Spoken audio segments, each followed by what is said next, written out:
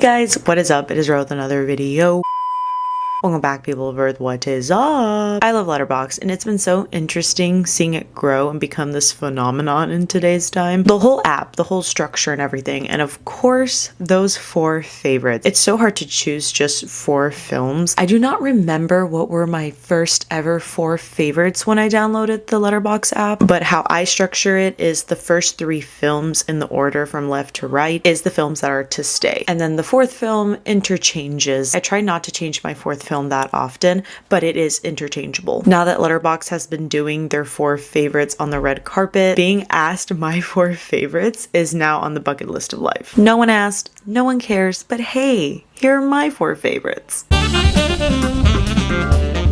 Oh, hello there. Like I said, usually these things are in interviews and I love to play the part. We're all glammed up. 4 favorites with bro. Number 1, Arrival, directed by Denis Villeneuve. What do I have to say about this film?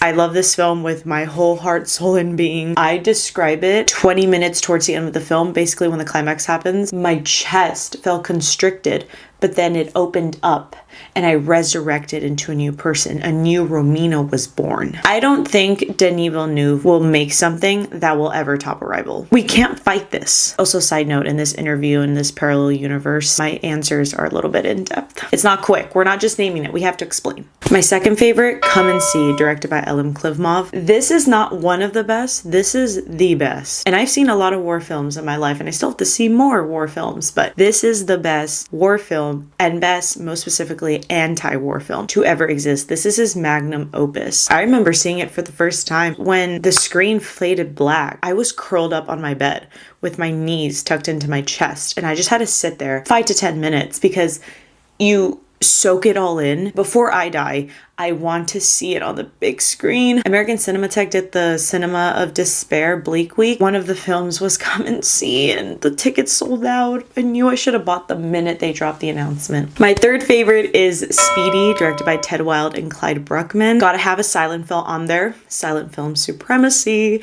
And I actually will be changing my top 4 favorites so they can just be silent films. I really want to change it. I will. I love to keep Arrival and Come and See on there. My 4 silent film favorites will definitely be Speedy number 1 because we have to have 2 Harold Lloyd films on there. The second would be The Kid Brother or Safety Last, but I feel like The Kid Brother more. And then a third would be a Chaplin film, definitely. I would put The Circus on there. And then the 4th one, see, that's hard, 4 favorites only. I would put The Passion of Joan of Arc. I feel like either that or Metropolis, but I feel like The Passion of Joan of Arc more. Speedy is my number 1 Harold Lloyd film. For me, Harold Lloyd is the king of the silent film era. I know there's Chaplin, I know there's Keaton, and there's definitely many, many more people, but people usually focus more on Keaton and Chaplin. For me, it's Harold Lloyd. I need to see a Harold Lloyd film on the big screen. They've been putting silent films on big screen. I saw Metropolis at Alamo. I miss The Man with the Movie Camera, but I never see any Harold Lloyd films. And right now, my 4th favorite is Frownland, directed by Robert Bronstein. So I never heard of this film, saw this film. My rule when I go shopping for new Criterions is I pick up a film, one at least. It has to be a film I have not heard of, don't know the director. Usually it's a director I'm not familiar with, nor I don't know the film. Like, I love to go into it completely blind and I don't read the description. I literally just pick it out from the shelf at Barnes & Noble. This is definitely in my top 100 films. I love this one so much, and in the Criterion DVD that comes with it, there is an interview between Robert and Josh Safety, one of the Safety brothers. They have a one-on-one talking about this film, the process, the amount of footage. He has like hours of footage that's unreleased and then had to condense it in less than a 90-minute film. It's a pretty short film. And then in this interview, he said this line that I want to rewatch though, and I want to finish the interview. I didn't get to finish it, but I wrote down what he said. It stuck with me a lot, especially when it comes to what he wanted to say with the film and just in general, because it touched on something that I have been really pondering about and it's been in my head for a long time. It's also one of the best films that really touch on anxiety and what it means for someone to have anxiety. It's a slow burn, which I love slow cinema. I don't want to spoil what he says in the interview process because it really has to do with the film's purpose in my interpretation and opinion. I love the cover. That's the poster I choose. I love that feature with Patreon that you can change the posters. That's one thing that they added in Letterboxd that I freaking love. So those are my 4 favorites, but because I said that I interchange with my 4th film, oh, look at that. There's an iPad? What? In this interview? Yes. In this parallel universe situation that's happening at this moment?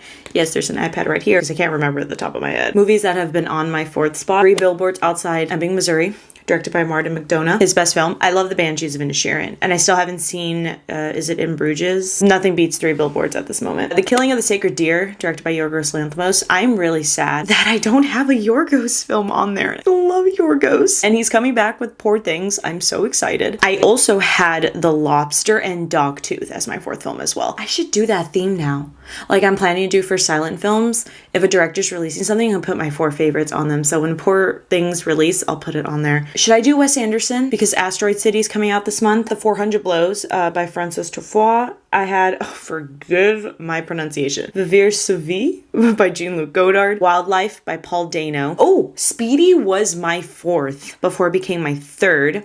Because The Power of the Dog was in my 3rd spot, which I'm really sad it's not freaking on there. Though I will change in my bio that The Power of the Dog is my best picture winner. Oh, and then speaking of stuff that was in my 3rd, like I said, The Power of the Dog, Goodfellas was in my 3rd. Speaking of Goodfellas, I cannot believe that I have 0 Scorsese on there.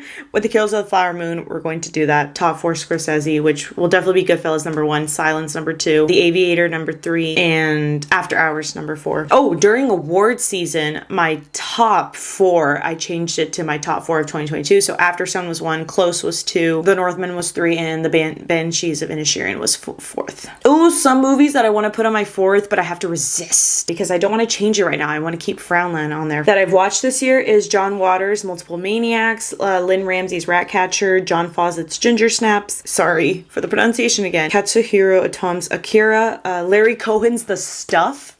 The Stuff is going to be on my 4th one. That's going to be the next 4th film. I love that B-level movie so much with my whole heart, soul, and being. Lizzie Borden's Working Girls. Oh, and then another silent film I'd probably put on my 4th is Robert Flaherty's Nanook of the North. Y'all, I forgot to mention 2 important films. The one that was on my 3rd spot for a pretty long time was Milos Forman's Amadeus. For my 4th film, I had My Babysitter's a Vampire on there. Ethan, Betty, and Sarah, Eric, and Rory. Let's go. 4 favorites is not enough. Do you see? I have no Scorsese. I have no Kubrick. Some of my top directors. I have no Paul Thomas Anderson. I can't put My Power of the Dog on there. Like, we need 8 favorites would be really good, and even then it wouldn't be enough. 8 favorites would be really cool. Subscribe to Letterboxd, become a patron. We love Letterboxd. Now I gotta go for the premiere of my movie. If you love this video, give it a thumbs up. If you hate it, give it a thumbs down. But if you liked more, thumbs up, or subscribe and subscribe to my YouTube channel. And I'll see you all next video.